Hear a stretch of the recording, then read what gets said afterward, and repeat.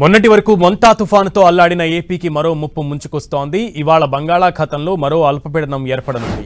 ఇది కాస్త ఎల్లుండికి వాయుగుండంగా మారే అవకాశం ఉందని భారత వాతావరణ శాఖ తెలిపింది. దీని ప్రభావంతో ఇవాల్టి నుంచి దక్షిణ కోస్తా, రాయలసీమలో భారీ నుంచి అతి భారీ వర్షాలు పడే ఛాన్స్ ఉందని అంచనా వేస్తోంది వాతావరణ శాఖ. అటు ఇవాళ ప్రకాశం, నెల్లూరు, కడప, అన్నమయ్య, చిత్తూరు, తిరుపతి జిల్లాల్లో మోస్తరు వర్షాలు పడతాయని వాతావరణ శాఖ అధికారులు చెబుతున్నారు. మరోవైపు ఈ నెల 25న తమిళనాడు, పుదుచ్చేరిలో భారీ వర్షాలు పడే ఛాన్స్ ఉందని వాతావరణ శాఖ అధికారులు అంచనా వేస్తున్నారు.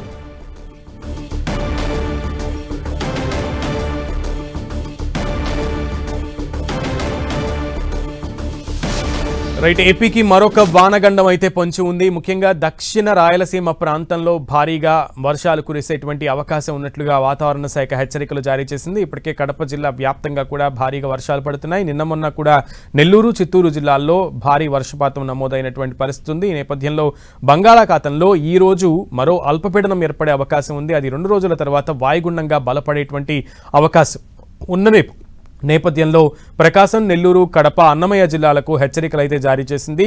భారీ వర్షాలు కురిసేటువంటి ఛాన్స్ ఉంది, అప్రమత్తంగా ఉండాలంటూ దక్షిణ కోస్తా, రాయలసీమ ప్రాంతాలకు వాతావరణ శాఖ హెచ్చరికలు జారీ చేసింది.